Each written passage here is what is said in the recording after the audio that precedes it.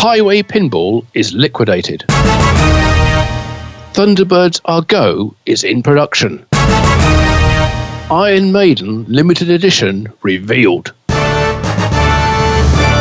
Hi, and welcome to this month's summary, or last month's summary, by Pinball News and Pinball Magazine. My name is Jonathan Houston.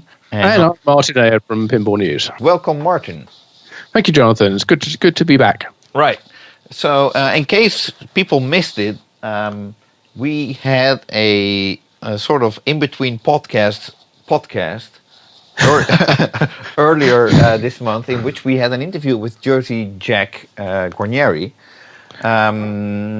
So straight off the top, we're not going to cover Pirates of the Caribbean and that whole situation, which sort of seems to be resolving right now. I think most people are accepting the fact that there are discs removed, but in the end, this will still be a great game. But for all the details on that, please listen to podcast number 2, because there we have Jack Guarnieri himself explaining the whole situation. Yes, we were fortunate enough to, all three of us, to be at the Flip Expo show in France a couple of weeks back, and we took the opportunity to have a chat with Jack and to get the word from the horse's mouth. And Jack was very kind to do that interview with us in somewhat trying circumstances around the back of the hall in a lovely weekend, though, at Le Tréport in Normandy. And I think we got a good result out of that, and hopefully those who listen to it will agree with that. So thanks to Jack for that. Yeah, absolutely. And that kind of covers the Jersey Jack situation at the moment. I don't think there's any particular news from Jersey Jack that we're going to be reporting on this particular podcast. Is it, Jonathan? No, I don't think there was any news after that. Okay, so that was all very good. So moving on to this podcast's headlines, and I guess the first one of those that we probably want to look at is the situation with Heighway Pinball. Right. A UK-based company, so that probably automatically means it's something which I'm going to talk about. I was going to say so, yes. Yeah. Now, it's been a tortuous time for the company over the past few weeks. About 3 weeks ago, the staff were informed that the company was going to be shut down, and they were all going to lose their jobs. Which is obviously not a very nice situation for anybody involved. The company closed. It's worth actually going back a little bit and looking at who the company now is, because Andrew Heighway, who obviously ran the company for the best part of 6 years, 6+ years actually, and after whom it's named, left in June last year. So he hasn't actually been running the company since then. In the past 9 months, it's been looked after by a group of investors who took over from Andrew in June of 2017. And at this point, they have decided that they are going to liquidate the company, which means basically that any of the assets that remain in the company will be sold off, and the funds used to reimburse those people who are owed money by the company. Now, that's different from just sort of shutting it down, and I think this is a voluntary liquidation. It's not enforced. I don't think any creditors have actually pushed for the company to be liquidated. The directors in charge of the company have decided to go down the liquidation route, which means that the company shuts. Any asset, any equipment, any parts, anything that could be sold is sold, and the money is then used to repay people who are owed money in a very strict order. And there are preferred creditors and there are unpreferred creditors. I was about to ask, because obviously there's people who have prepaid for either a Full Throttle or an Alien game, but there's also the investors who are I assume entitled to something because they put money in as well. Well, they actually are relatively low down on the list of people who get their money back. First and foremost is the tax authority, which is in this case Her Majesty's Revenue and Customs. So if they are owed any tax money, they have first call on anything. But before that, let's go and look at what those assets actually are, because there's been some movement in that, shall we say. Let's not prejudge it, but it seems that from the point when Andrew left Heighway Pinball, another company was established called Pinball Brothers. Right. And that was, the directors of that were the directors of Heighway Pinball, the same directors. Right. And since Andrew left, sorry, carry on. But you were also basically the 4 main investors in the company, if I'm not mistaken. That's correct, yeah. Yes, they were the ones who put the money in originally to keep the company going. But they are also the directors of this company called Pinball Brothers. And Pinball Brothers seems, and this is just how it looks, seems they have shifted all the purchasing of parts and the sales of machines through this Pinball Brothers company rather than Heighway Pinball. So, and probably it would also looks like as though they've moved the license for future games to Pinball Brothers as well. Right. Which means if Heighway Pinball is liquidated, it doesn't actually kind of have any assets anymore, because everything is now owed to Pinball Brothers. And over the past few weeks, from what I've been told, all the stock and all the completed machines have been shipped out of the company and moved to, I think, Sweden. Right. Which is where 2 of the 4 investors are located, if I'm not mistaken. That's right. So what is left in the company now to be liquidated? Well, not all, in fact, very little, as I understand, of the major equipment in the factory was owned by Heighway Pinball. Some of it was leased. Some of it was rented from other individuals. What about all those machines that Andrew bought? Well, there was a number of them. Things like the CNC router, for instance, I've been told, was not owned by the company. It was actually owned by somebody else. And they were able to go in there and recover that before the doors were closed on the factory. The printer, I believe, was bought on a finance deal. So strictly speaking, it belonged to the finance company. And other bits of equipment, well, they were bought in various ways. Some of them were bought from sort of business auctions where other companies that have failed or where the equipment's been recovered from another company after they've not paid. That was sold off relatively cheaply. So I think the actual value of what's left inside that factory is pretty minimal and is unlikely to cover the fees of the liquidator. Right. So in essence, I think the result from that is that anybody who's owed any money from Heighway Pinball isn't going to get anything out of it. Right. But then since games were moved to Sweden, apparently, then the question is, what is going to happen with these games? Yes, I guess we're talking about Alien games at this point. That's a good question. And I've heard various rumours about that. I've heard that games are being offered to people for sale. I've also heard that because supposedly the Alien license expired at the end of last year, and there's kind of like a 90-day sell-off period where you can get rid of existing stock, right? But you can't make any new or sell any new stock. That these games are not being sold as new; they're being sold as demo games, or second-hand or whatever. So yeah, they're effectively new in box, but they're not brand new under the terms of the license with Fox, right, for selling of Alien games. That's what I've heard. I've no confirmation of any of that, but it certainly seems like a bit of a murky situation of what's going on there. But and I was going to carry on with future licenses, but did you want to talk about Alien a little more? Well, I figured actually what I was about to say ties in with what you're saying very well. Apparently, they are looking into continuing with the Queen license that they have, because apparently that was not available for Deep Root Pinball, who inquired about that. So that makes me wonder, well, since they're already making Alien games and they already got an extension once, they might as well get a new extension. Yeah, although I guess it would be in the name of a different company this time if Heighway Pinball doesn't exist, so maybe it's not that simple.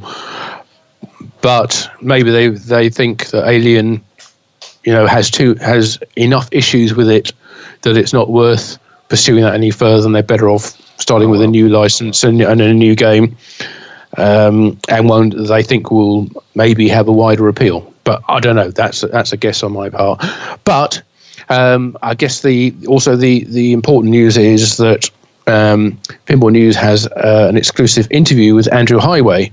Right, which, and I have to, let me jump in here. No, please do.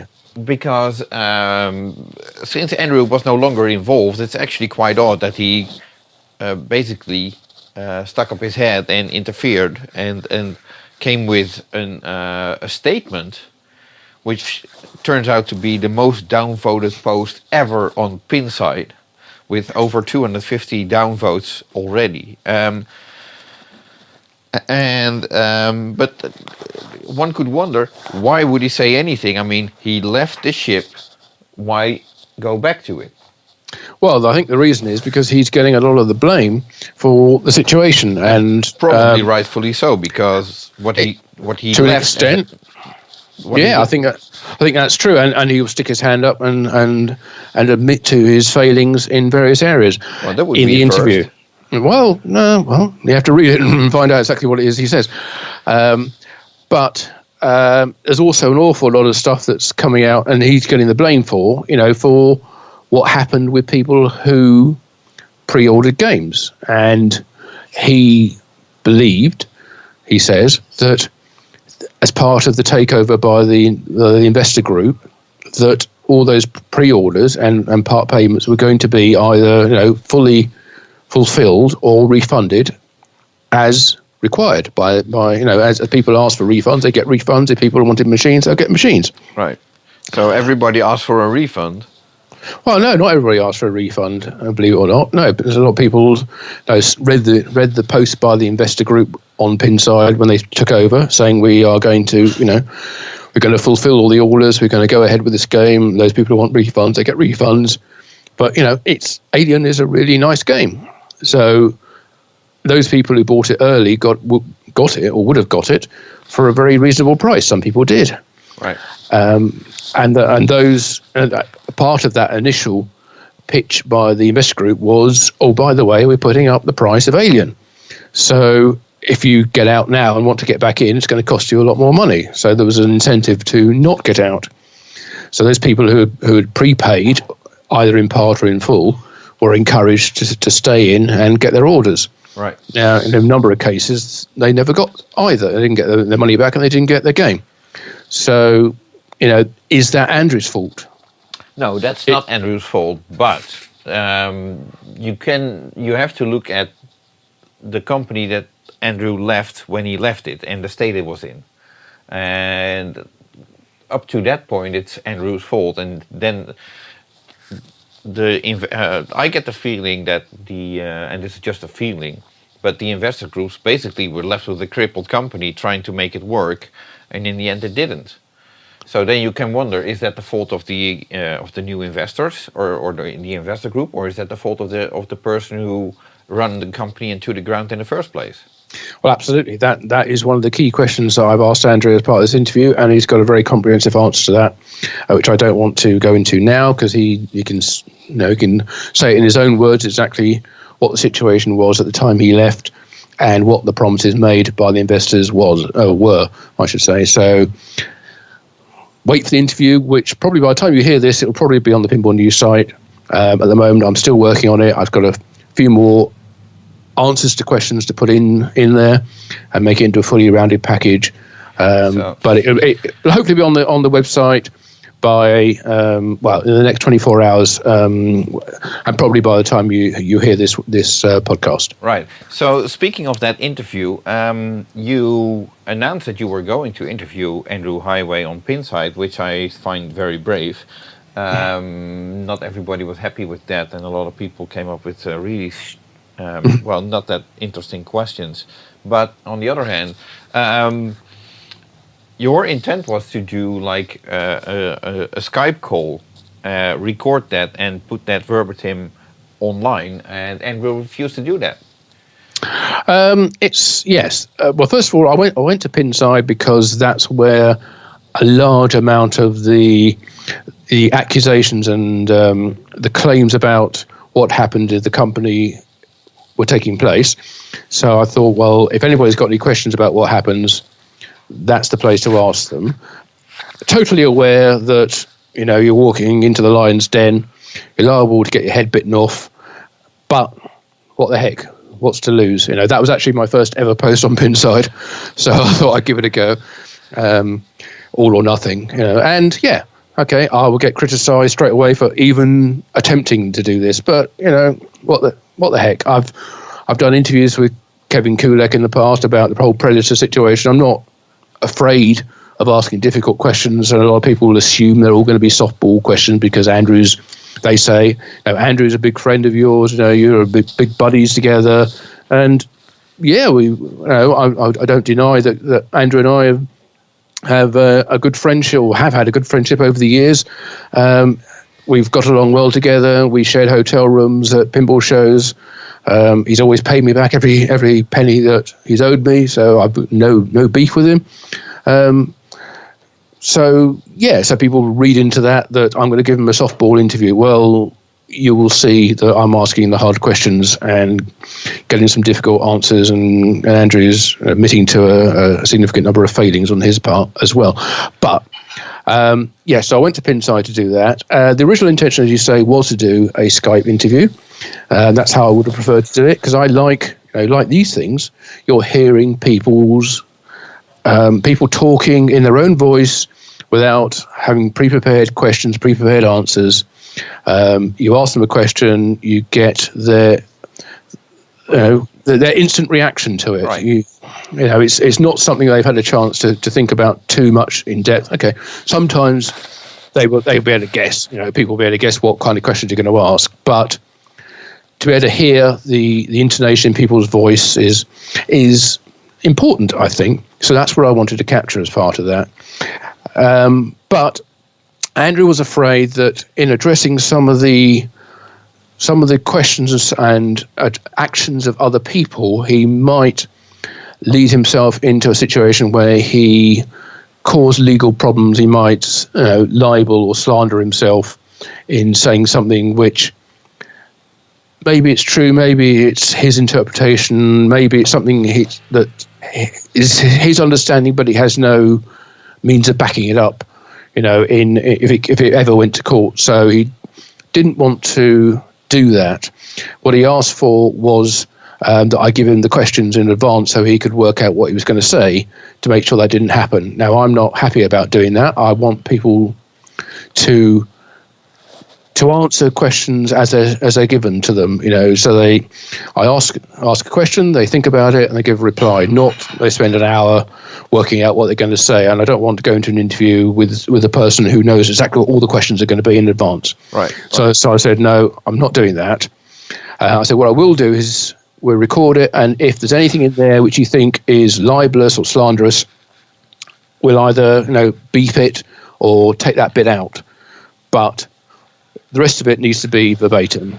And then he said, well, I want to have final editorial control over this, and if I'm not happy with the way it's gone, I don't want it to go out. I said, okay, well, in that case we're not doing it. And that's a red line I can't cross. I need to be able to have editorial control over what we publish. Right. So I said, okay, well, all we can do then is we can do a written version, which you could argue very easily that, well, you're giving him the questions in advance and he's giving you the answers. Right. Which is true. So I don't have to say that anymore. No, exactly. No, that's fair. But it's not an audio interview. It's not a fake interview, which it would be. If I gave him all the questions in advance, it would be a fake interview because he'd know what I'm going to ask. At least this way, everybody knows I've given him the questions in advance and his responses. I don't like doing it that way because it doesn't give me much of an opportunity to dive in the middle of a question or in the middle of an answer if he's saying something, and I go, "But hang on, what about?" Or, "But you said," and then interrupt him and put him back on points. But I can do that to an extent retrospectively. No, he gives a reply, and I can go back to him via email and say, "You said this, but what about that?" Yeah. And then he can give me a reply to that by email. It's a lot more stilted. It's not so free flowing, but I think it's important that this interview is done, and if that's the way that we do it, that's the way we do it. Right. Okay. Well, I guess thanks on behalf of all the people waiting to hear from Andrew for doing this interview. And it will be available on pinballnews.com probably by the time this podcast is available. Yes, hopefully, yes. Right. There's one last thing in the whole Heighway Pinball matter that I would like to briefly mention. Andrew, Heighway Pinball's main designer, Dave Sanders, apparently had a very bad deal with the company, and Sean Harvey was kind enough to start a GoFundMe campaign online where people can basically donate money to the Dave Sanders Fund, so that he at least gets a little bit of compensation, because he wasn't really in a very good situation. If you read the stories online, if people Absolutely. if people want to donate whatever, $10, $15, 20, 50, 100, whatever, go to www.gofundme.com/Dave-Sanders-Fund, and there they can donate and hopefully make the situation a little bit more pleasant for Dave Sanders. Yes, I think that's absolutely a good situation. The situation Dave finds himself in is a difficult one, and I don't want to preempt the interview too much, but it is certainly addressed in that interview. And I won't say any more. I'll just say, read the interview. You'll see it's maybe not as clear cut as you might think it is. Right. So, but the end result is that Dave is in a bad situation, and I'm sure any contributions anybody can make will be gratefully received. Right. So, so please go to that page if you want to sympathize with Dave Sanders. I think that's the best way to put it. Yeah. So then, in other news. Yes, so Thunderbirds. Thunderbirds Are Go, to give it its full title, or tag for the short. Right. Being made by Home Pin. Which is an Australian company, but they actually have a factory in China. So They do, and they've been making a lot of other games, mostly video games, I think. They've been doing some Hankin games. And they have Thunderbirds Are Go is their first production pinball game. Right. They also have been doing a lot of reproduction parts of PCB boards for certain games, or boards that are not easily available, or like Italian Zaccaria boards, that kind of stuff, I think, if I'm not mistaken. But okay, so they are no stranger to pinball. Let's put it like that. Absolutely, and they were showing their Thunderbirds Are Go game at a trade show in China. Is that correct? Yes, it was the AAA trade show. I saw photos of their booth, which was actually a very tiny booth, but at least there was a lot of interest. Stern was also present at the same show, in person by Gary Stern and Dave Peterson, with 3 games. From the top of my head, I say Batman, Star Wars, and Aerosmith were at the show, which is interesting because apparently those are themes or that nobody knows in China.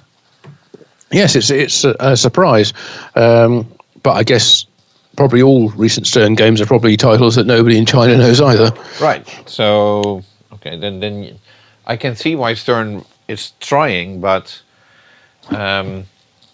you might want to consider retheming a current design and make it more interesting for the Chinese market, if that's the market that you want to get into. But obviously, there's a price tag attached to that as well.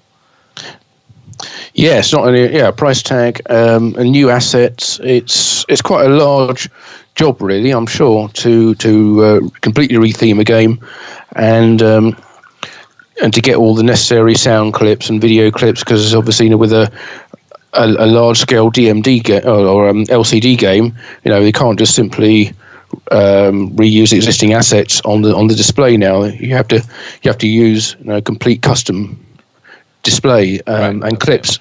But we're supposed to be talking about Thunderbirds Argo, and while we give all credit for Stern for trying to break into China, so let's talk Thunderbirds Argo being in production. And it took a long time. I think the game was announced like 4 years ago at least, if I'm not mistaken.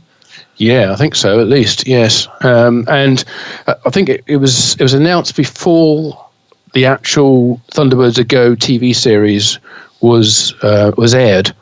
But since then, it's been aired, and it's probably in its second or third even season by now. And so it's I'm not sure exactly how hot a license Thunderbirds Argo is. Certainly, it varies considerably by region.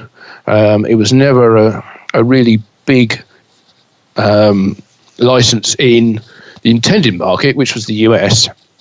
It did very, very well in Australia and New Zealand and in the UK.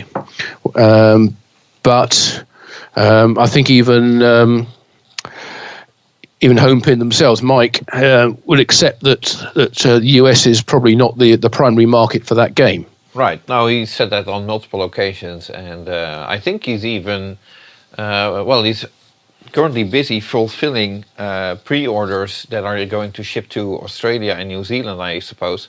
What I understood was that there was a request to have one of the games, one of the Thunderbird games, at Pinball Expo, and apparently there's no time to get a game ready that's not already spoken for to go to Expo, so that's unlikely to happen unless somebody in the US, like a distributor, has a game and brings that to the show. That could happen.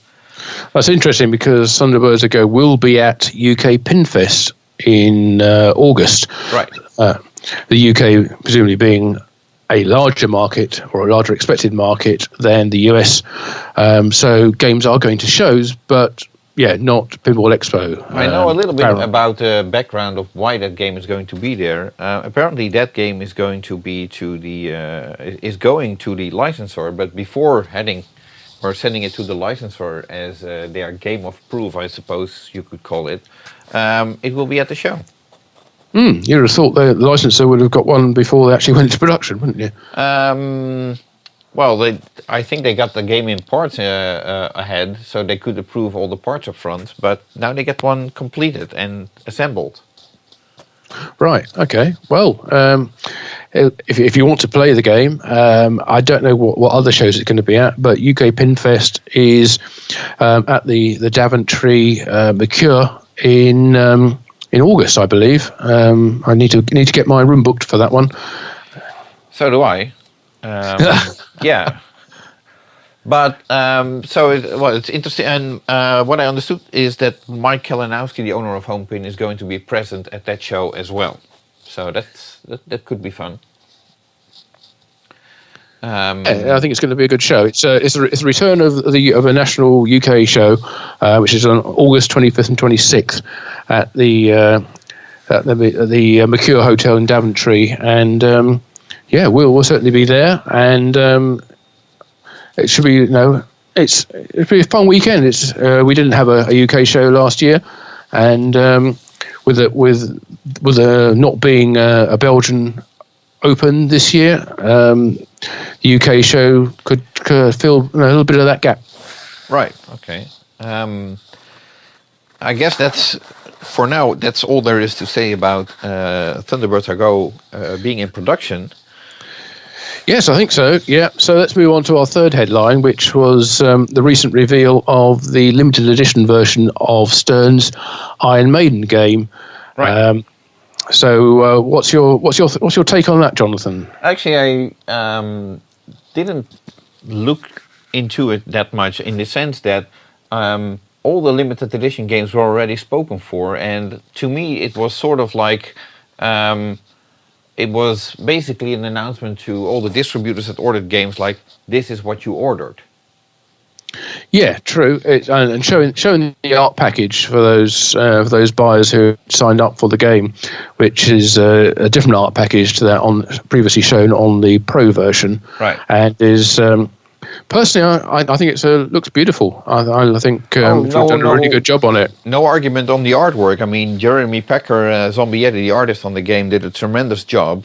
At least from not being an Iron Maiden fan, from what I can see. It will be interesting to see how actual Iron Maiden fans respond to it, because the artwork of Iron Maiden has always been one of the unique selling points, I'd say, of the group and the way they present themselves.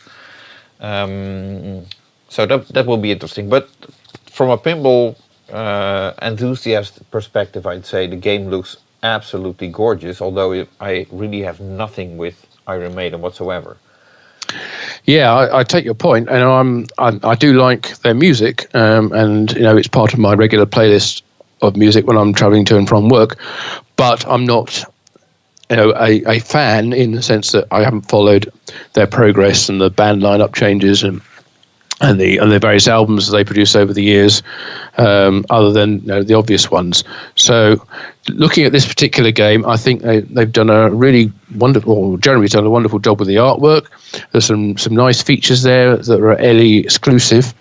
The whole artwork package and the fact we're back to a proper back glass. That's really cool to see. Rather than just having a regular translite, which has become something of a sort of cut down version, looks like Stern are actually putting some serious money into this now and making the LE version really worthwhile having.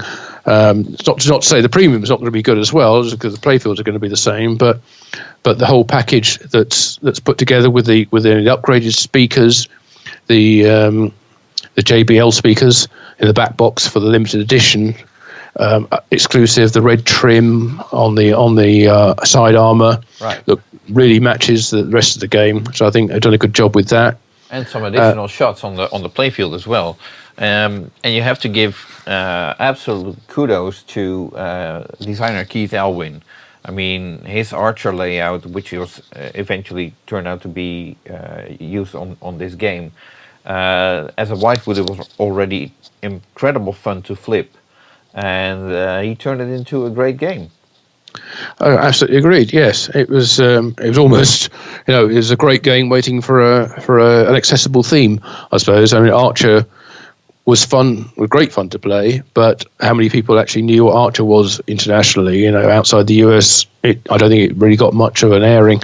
Well, that is an interesting point, that because I had never heard of Archer, but I found it easier to get into than, say, any given superhero Marvel theme. Because with the Marvel themes, well, you need to know sort of like who is who and who has which powers or whatever, all those kind of. And I'm completely not into any of those superhero type of movies, so I have no clue who Captain America is, for example, or and with those games, I'm just flipping it and I'm like, I have no clue what I'm doing. When I was playing the Archer Whitewood, I could instantly see, like, we got a great layout here. It's very innovative. We got 4 flippers, and what I love about that, the 2 upper flippers are positioned in such a way that you have a sort of a loop within a loop, if that makes sense. But once you have a multiple going and you get balls in front of those flippers at the top, if you see how you can shoot 2 balls at the same time, going in opposite directions and then crossing, it's just simply beautiful. Like that's the only way I can say. Yeah, it is, and so that's very innovative, I'd say, from Keith Elwin. And as far as the theme, I was not familiar with Archer whatsoever, but for some reason it was easier for me to get into that, and I got the sort of black humor that the show is or the show contains. So for me it was easier to get into than, like I said, the superhero themes. But Oh yeah, I understand that. Yes, I mean I didn't know Archer at all either, but yeah, you can see, you can get the jokes straight away and the funny one-liners from Archer. But Iron Maiden, I think it's a good fit. It seems to work well. It's nice to see return of the shaker motor as well on the LE. It seems like the anti-reflective glass. It looks like they're not cheaping out on the higher end models anymore, and reproducing something which is worthy of an LE title. Right. So it appears that Stern is sort of listening to feedback, because in previous occasions where it looked like they were cheapening out on games, people were vocal about that, and apparently they paid attention. Yeah, they're either listening to feedback or they're looking at what their competitors are doing with their top end games, and looking to try and match or beat that. Right. So, and while we're on the topic of Stern Pinball, Cassandra Peterson, Elvira, sort of confirmed to a group of pinsiders that were at a some sort of Comic-Con type of thing where she also was, that the game is, her pinball game is happening. And in fact, she was, at the time of that interview, a week away from doing the voice call recordings for the game. And yes, at the Texas show, George Gomez said that they were definitely going to be doing it, but they hadn't assigned a software programmer to the game yet, so it was kind of in a sort of a dormant state. So it's good to hear from that steps are being taken to move the game forward with the recording of quotes from Cassandra. Right. So, and apparently the artwork is gorgeous. She obviously has seen that because she has to approve it. And the game is scheduled either, according to her, either for late 2018 or early 2019. My pick would be early 2019.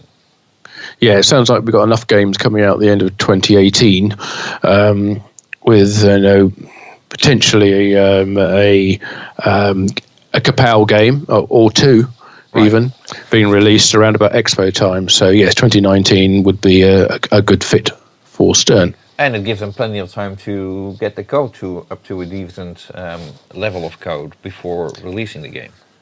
And talking of code, I understand that American Pinball have also been bringing out an updated code version for their Houdini title. Right. Stern also published, I think, code updates for, from the top of my head, I'm saying Batman and Guardians of the Galaxy. Yeah, certainly Guardians of the Galaxy. I think Batman 2, but it's not yet version 1, I don't think, for Batman. No. I think that's still to come. It's not the final release version, if you want, but obviously it's been out a while now, so it's been released. Right. But it's not everything that George and Lyman and everybody wants it to be just yet, but it's on the way. Right. And in conclusion, before wrapping over or going over to American Pinball, Stern Pinball also apparently have made special Iron Maiden coasters, which were shown on their Facebook. So it will be interesting to see where these will show up and what they will do with them. But I'd love to see this kind of creative marketing. Oh, it takes us back to the old Williams days. They used to produce coasters from the cutouts from the speaker panels. I don't know if these are where they actually come from, or whether they're actually dedicated products that they're producing. You would think it would probably need to be licensed separately if Stern is selling them. But coasters. Well, sorry, carry on. Licensing, the license or the approval for those coasters was apparently not a big deal. It was done like in on the first go. Yes, go ahead. Excellent. Okay, well, it must be good if Iron Maiden's licensing company is happy with them straight away. Right. So the interesting thing will be, will these be like coasters like what you mentioned, the previous speaker cutouts that we used to know from the Williams days, or are they actual coasters that you have on bars? Like the cardboard paper ones. What's the material? I'm not sure how to call that, but Well, I think you're right. It's just cardboard in most cases, but I doubt there'll be that. I think there'll probably be either at least plastic or felt back plastic, so they're a little higher quality than just regular cutouts from the sheet of butyrate that they make the rest of the game out of. Well, even if they are cardboard, I think it would be it's an interesting way to promote your game, and it makes them also kind of collectible because they are disposable. True, and of course there are Iron Maiden beers out there, which would be a perfect match for that. There's Trooper, and there's another one which I can't quite remember the name of, but Trooper, both brewed by Robinson Beer in the UK, and it's a lovely beer. I would recommend anybody who's into their ales to try Trooper as a beer, and I'm sure that their follow-up beer is also very good. So getting these coasters will be an ideal match for that. Right. So now you were already discussing American Pinball, a code update for Houdini. Yeah, absolutely. That's about all the news I got from American Pinball for this month. Yeah, I don't think there's anything. They don't seem to be close to announcing their second game at this point. Well, we know what it's going to be, but yeah. Well, remind us. Well, I think at the Texas Pinball Festival, Joe Bolser confirmed that they are going for Oktoberfest. Yeah, which I think everybody thought was a bit of a strange title, and was one which Python had been pitching for a long time over at Williams. That's right, isn't it? Yes, and Joe as well to Gary Stern back in the day when he was still working for Stern. So it's definitely a theme that he seems to believe in. But interesting though, isn't it? Because it's certainly going to, I don't know, maybe narrow the market at who would be interested in it. It's obviously not a license. I mean, they did really well with Houdini, and it's a license. It's not a license. It could be a good thing that it's not a license, because that will allow them to put in a lot more humor if they want to, like in the old days of Bally Williams, I'd say. True, but need to see some kind of evidence that they're up to doing humorous games, if that's the way they want to go with it. Right. So it will also be interesting to see where they are going to sell it, because obviously they do have, I assume they have distribution, for example, for Germany, which in this case would be a key territory. But from the way I understand it, Germany is no longer a key territory like it was in the 80s and the 90s. Well, I don't know. If you look at the scale of the operation from Pinball Universe, for instance, yes, that would indicate that they're a massive target, because they have multiple warehouses across the country. They're distributors for JDP now, as well as Stern. And you look in their warehouses, they got absolutely true dozens and dozens of Stern games on the shelves, which they, if you ask them, how come you have this much stock? They say, because we sell this much stock. Oh, I absolutely agree. But they sell mostly to collectors. Back in the day, in the 80s, all these Bally games that were going into Germany, they were even making Bally games in Germany because it was cheaper instead of shipping them, just to manufacture them in Germany.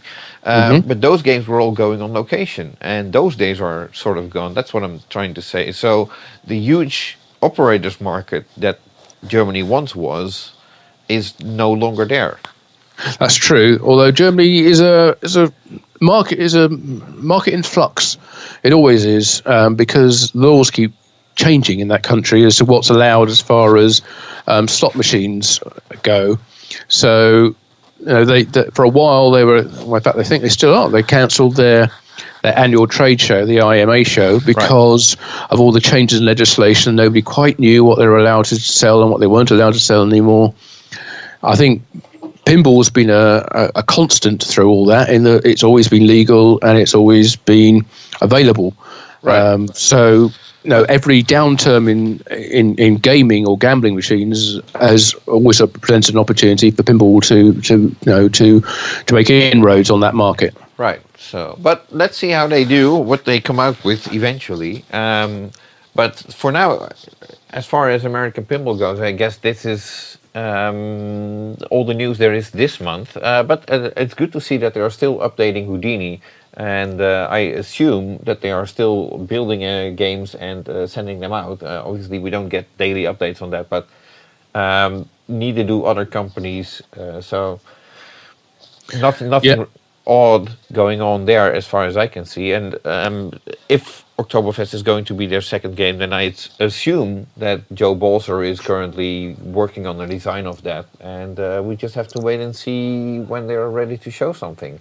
And well, you would hope it would be ready in time for October, wouldn't you? Yes, but given the especially after the current Heighway Pinball situation,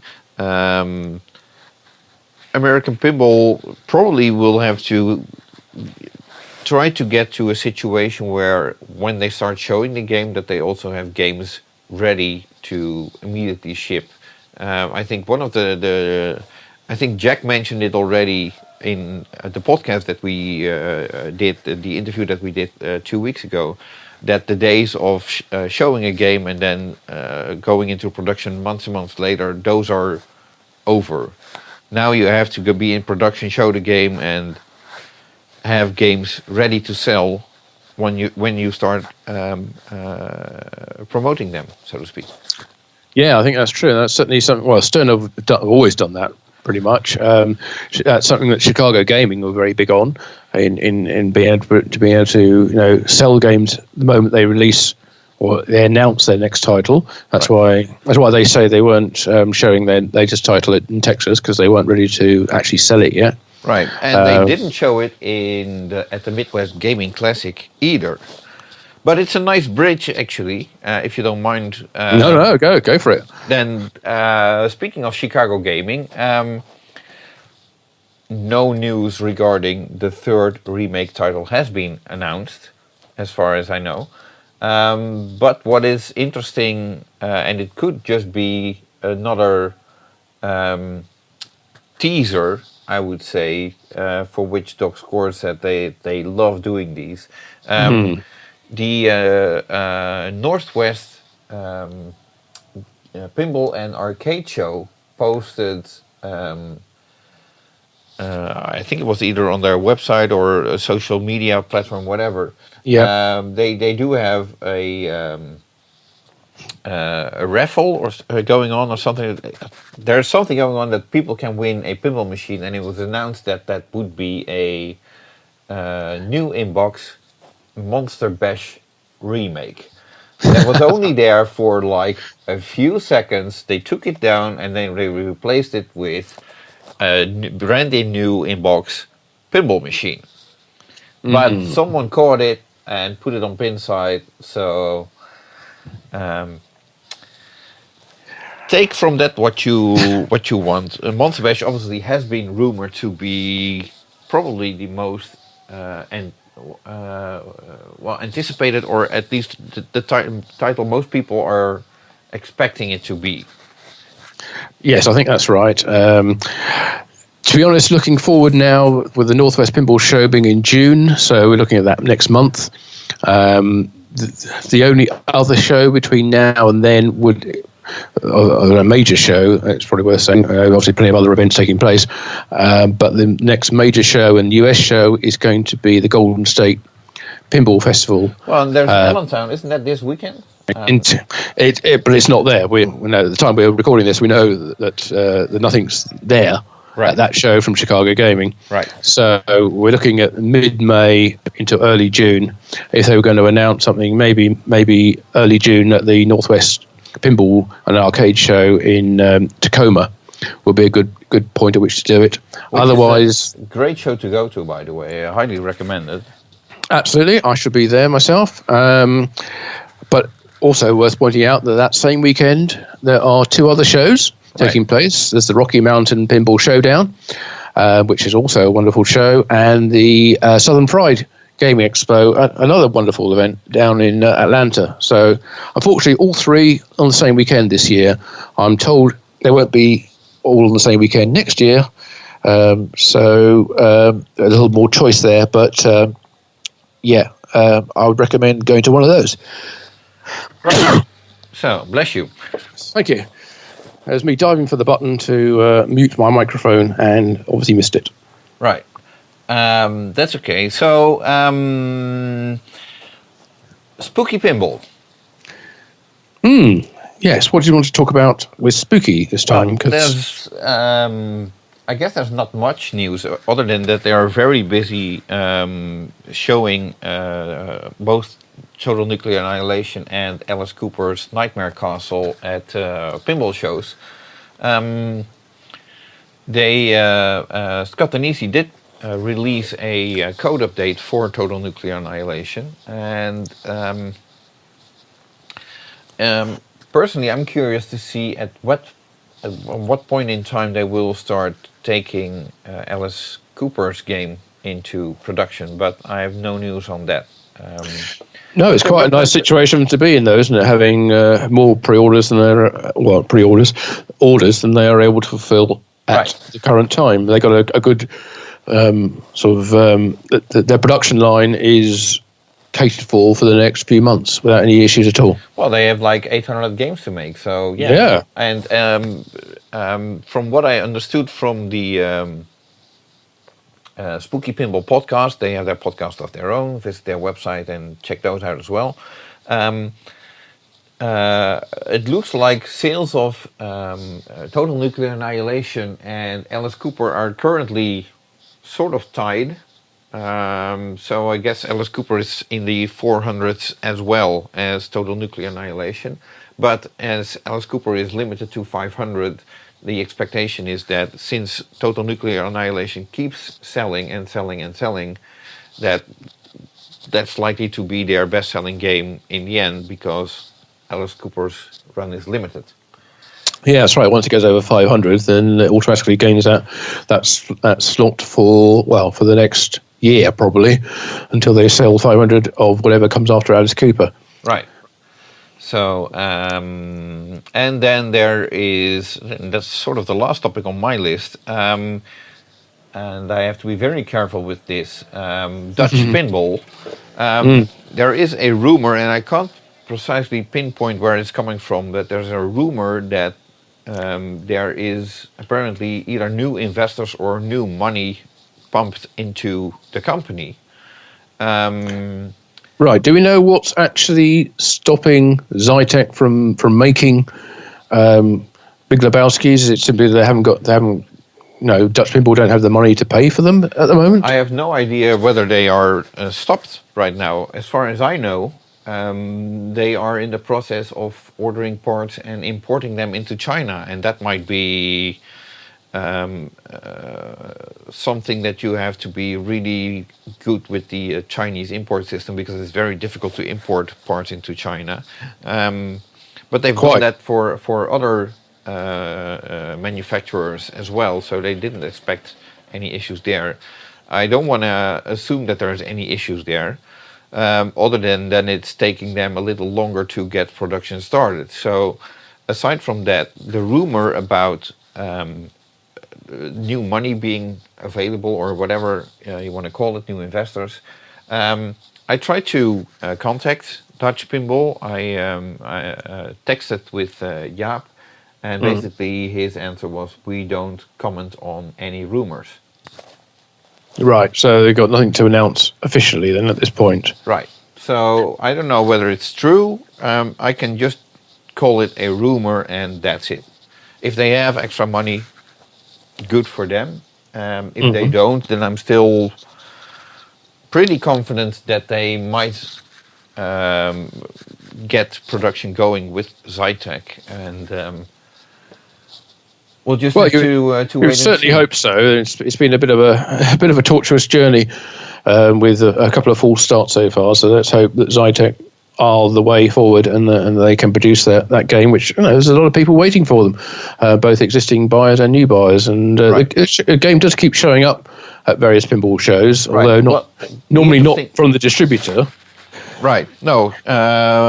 Actually, I might as well mention this. The game was present at the Le Treport show, Flip Expo, that we had our previous podcast from. Yes. Actually, I brought it myself.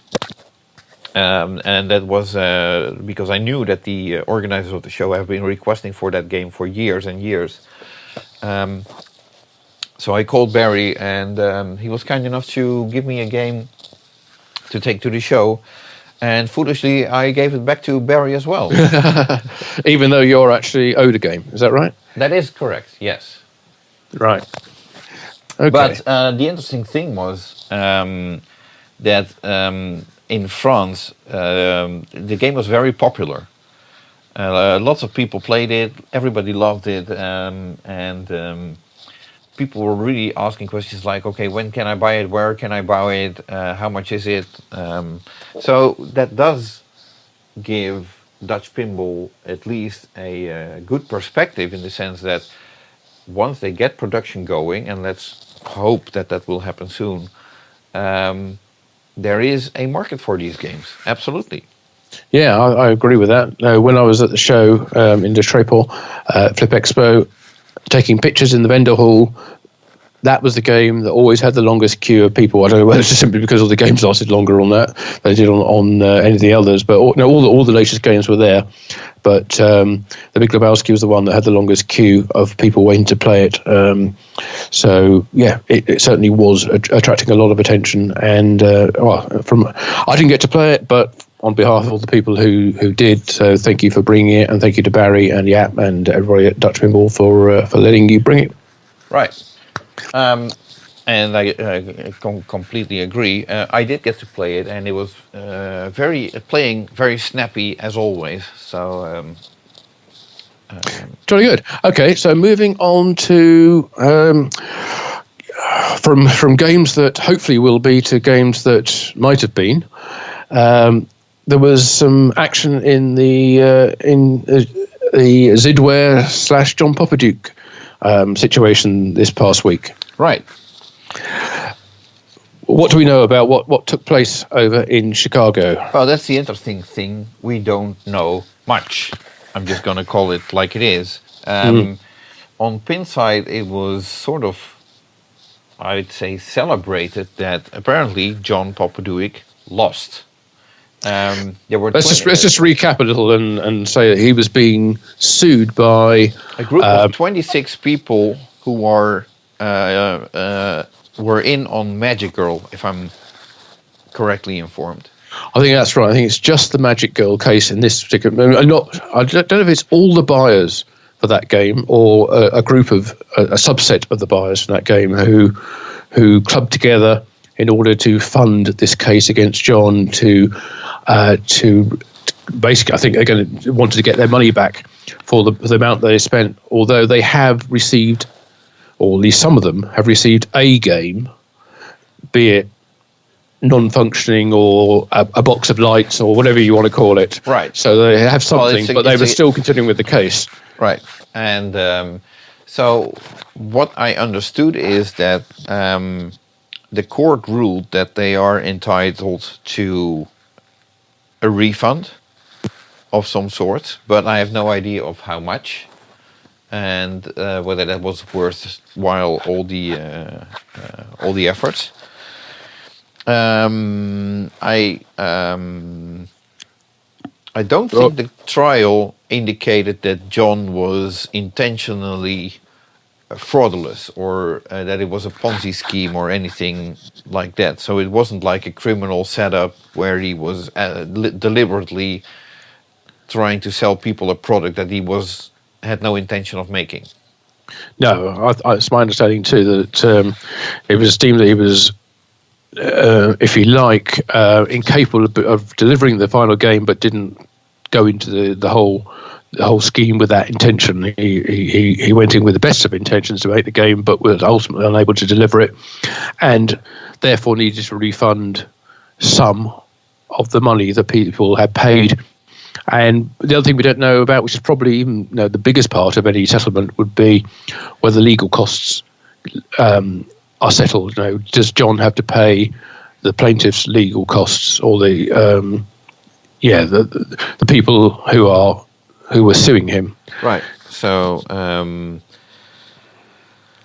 we'll just. What's also interesting is what's the outcome of this case going to mean for the people that ordered either a retro atomic zombies Adventureland, right, or Alice in Wonderland game, because obviously those games never got produced.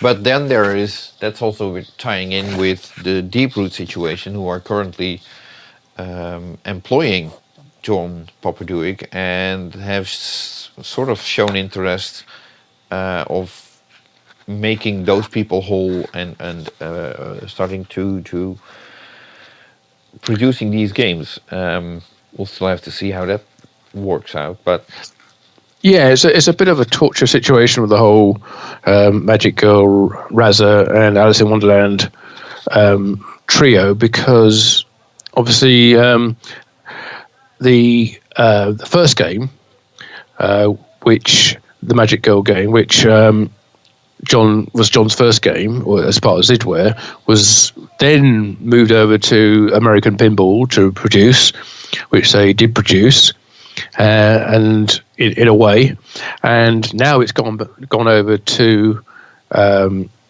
Deeproot, who also want to produce that game.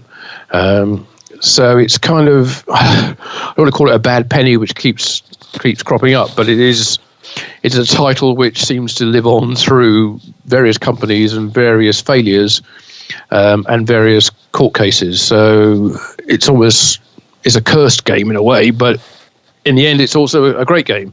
When the actual game itself, if it was ever completed in the way it was intended to be, would be wonderful. If it would flow like it's intended to be, yes. Yes. Whether anybody will ever be able to make it in that form for a reasonable price, or indeed at all, and on a reasonable timescale, we'll have to just wait and see. Right. I think the timescale issue is probably already gone, but it may yet come back in a form which is more marketable and more at a reasonable price. Right. So, well, since that, we just have to wait and see how things develop on that front. As far as Deeproot goes, my take on that is basically they said, like, we'll be showing games when we're ready. And my take on that was like, great, then I won't ask any questions until you're ready to show games.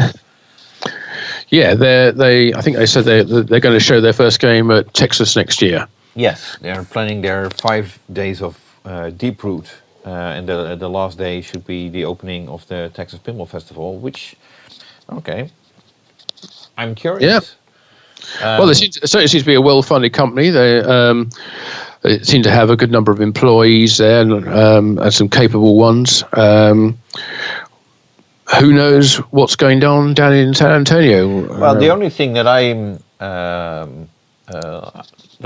going to say about this is, if you look at the people that he hired, then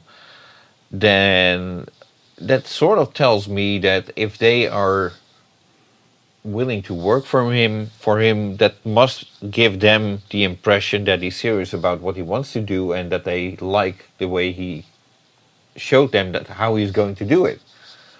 And other than that, I'd say, okay, fine, design your games and show them, and then we'll see.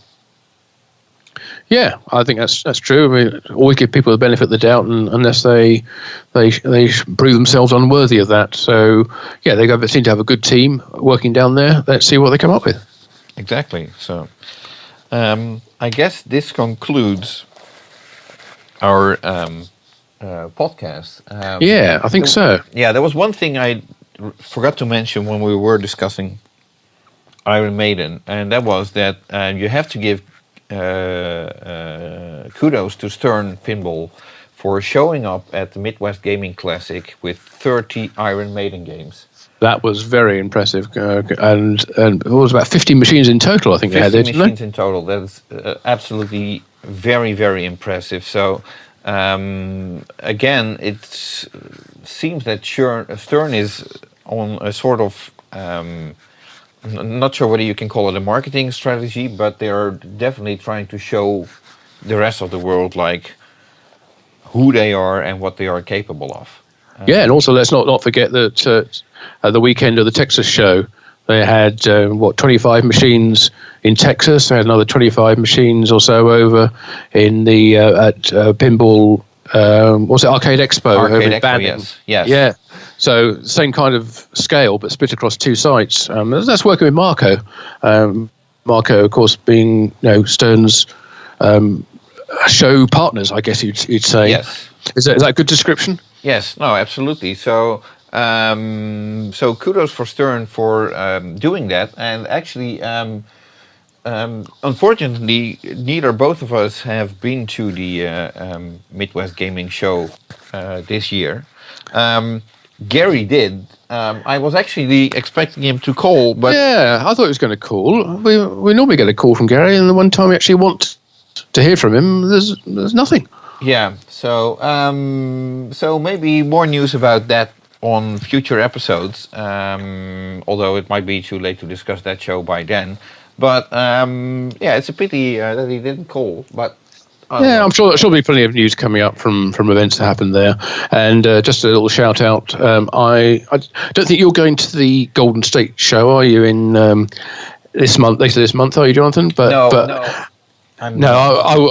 I will be there in Lodi. Looking forward to that, and I will be hosting a seminar, recording the seminars as well. To go on the Pinball News website, and hosting a fireside chat with Jack and Butch from Jersey Jack Pinball. Oh, that's very interesting. I do have, on a personal note, if I may be so blunt, I do have news regarding Pinball Magazine number 5. Ah, yes, I was going to ask you about that. Good. Go ahead. What's happening with Pinball Magazine number 5, Jonathan? The good news is I finished editing all the copy of the cover story and side articles. So from now on, all I have to do, and it sounds easier than it probably is, but basically I'm now starting on the layout of the magazine to basically make every page look like they should be looking. This was quite a task. People might not understand, but the cover story in itself is like probably over 200 pages in plain text. And I had great help with this cover story from Gordon Hassey, who is an award-winning copy editor in the world of advertising and a well-known pinball historian. He is. He's a very, very knowledgeable guy, and will also be at the Golden State Pinball Festival doing a seminar, by the way. But carry on. Right. Thank you for that. So what happened was, first I proofread and edited the entire cover story, and that took time. Then I sent everything to Gordon, who went over it, and he came with a lot of changes and comments and suggestions, which meant that I had to go over it again to make sure that to approve either his corrections or do something with the comments that he left, which I did. And well, obviously, there was a show in between, and my DJ activities. I also spin as a DJ. We had quite some festivities here in Holland, so I was busy with that. But so I'm finally happy to say, like, everything now is ready to go into the magazine, and so come on, when's it going to be ready? Just tell us when it's going to be ready. Well, I seriously hope to go to print by the end of this month. Right. Which so it appears early June then. That should be doable. So my focus will be do the layout of these pages. All the photos that will be in the magazine, or at least the majority, is already prepared to go into the magazine. So from now on, it's just like, okay, we need to insert, here's a bit of text, here's a photo going there, and okay, does it look good? Okay, move on to the next page. But it's going to be like a 300 plus page magazine this time. Wow, sounds like it'll almost be like a book. I'm afraid it is, yes. Wow, you ought to use that as a marketing slogan. Yeah, it could be my tagline. Pinball Yeah, magazine, okay. more like a book. So Wow. anyway, and We've talked well, about that. speaking of Pinball Magazine, if there's people listening to this great podcast, if I may say so, if there's any issues of Pinball Magazine that you don't have yet, go to the Pinball Magazine website and feel free to order. Bravo, well done. Well, and that's all the plug I'm going to do, because I don't want to be shamelessly plugging myself the entire time. Oh, no, of course not. No. So, Heaven forbid. Right. so, Jolly good. Okay, well, as you say, that sounds like we've covered everything in this particular podcast. Don't forget to check out the interview with Andrew Heighway on Pinball News. Right, and if you missed it, also check out episode number 2 of our podcast for the interview with Jack Guarnieri. Oh wow, yeah, that was extra special to be able to do that. Just unexpected, but a really good opportunity, and it was too good to miss. Okay, so let's round it up for now, and I hope to hear or see everybody back for a next episode early next month. Thank you. Yeah, take care, everyone. Bye bye. Bye bye.